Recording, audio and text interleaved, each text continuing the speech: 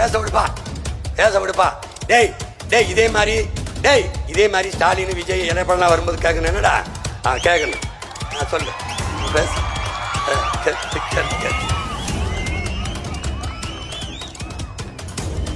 இருப்பா. ஏய் 2 லட்சம் பேர் இல்லடா, எத்தனை லட்சம் பேருக்கு வேலை நான் கொடுக்குறேன். போ கொடுக்குறேங்கல்ல, அதான்ப்பா நான் சொல்றேன். கொடுக்க முடியும்னு சொல்றேன். ஏ விடியா கேள்றான்னு சொல்றேன். எனக்கிட்ட கேட்கிறான்ல, அதுக்கு அனுமதிட்டா. தப்புடா. ஏ விடுங்கப்பா, அவனை கேட்க விடுப்பா. கேளுப்பா. கேட்கறதுதாப்பா இவ்வளவு நேரம் பேசிட்டு இருக்கேன். நீ விடியா. இங்க பாருங்க, விடுங்க. ஒருத்தருக்காவது ரோசம் வந்து கேட்கிறான், அவனையும் நீங்க தள்ளுறீங்க.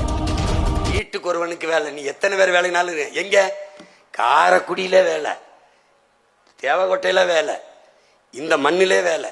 கணக்கில்லாத வேளாண் பண்ணைகளை, ஆடு மாடு வளர்த்தல், பட்டுப்பூச்சி வளர்த்தல், நெசவு செய்தல், தேனீக்கள் வளர்த்தல், எல்லாவற்றையும் அரசு வேலையா மாற்றுவேன். நாட்டுக்கோழி வளர்த்தல் எல்லாவற்றையும் அரசு வேலையா மாற்றுவேன். கழுதை வளர்த்தல், பன்னி வளர்த்தல். கழுதைனா நீ சிரிக்கிறிய கழுதை. 1 லிட்டர் பால் உலகத்திலே கழுத பால் தான் அதிகம். 5000 ரூபா 1 லிட்டர் பால். நான் சொன்னா சிரிக்கிறேன். உனக்கெல்லாம் எதுக்கு செல்போன் வச்சுக்கிட்டு திர? நீ இதுக்கு தட்டி பாரு, போடு டாங்கி மில்க்குன்னு போடு. பயந்துருவாடா பைத்தியக்காரா. அமெரிக்காவில் உன் கைத்து கட்டில் 1 லட்சம் ரூபாடா, 1 லட்சம் ரூபாடா பைத்தியக்காரா. மீன் குழம்பு வைக்கிற சட்டி 13,000. இதை நான் சொன்னவனே என் தம்பி அமெரிக்காவில் தான் வேலை செஞ்சுக்கிட்டு தான், முத்துக்குமார். அங்கேருந்து வந்து கன்னியாகுமரியில் போட்டிடுறான். போட்டிட்டு என்ன பண்ணுறான், திருநெல்வேலியிலிருந்து பானையை செஞ்சு அமெரிக்காவை கேட்டு பேசுகிறான்டா. இருக்க என்னை விட உன்னை காதலிக்க வேணாது இருக்கானா? இந்த மண்ணை ஒன்னை நேசிக்க என்னை விட எனக்கு இருக்கானடா? எவனா இருக்கானடா? டேய் இவ்வளவு நேரம் பேசிருக்கல.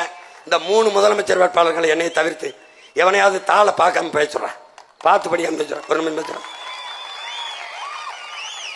நீ உட்கார்ந்து இருந்தா இன்னும் விடிய பேசிட்டு பண்ணா, இதயத்திலிருந்து, மூளையிலிருந்து, தலையிலிருந்து, தாள்ல இருந்து இல்லடா. இதை ஏன் எழுத்து போடுறேன்னு தெரியுமா? நான் வீட்டுக்கு போன பிறகு இது காணொலியா வரும்போது என் பிள்ளைய தெரிஞ்சுக்கணுங்கிறது.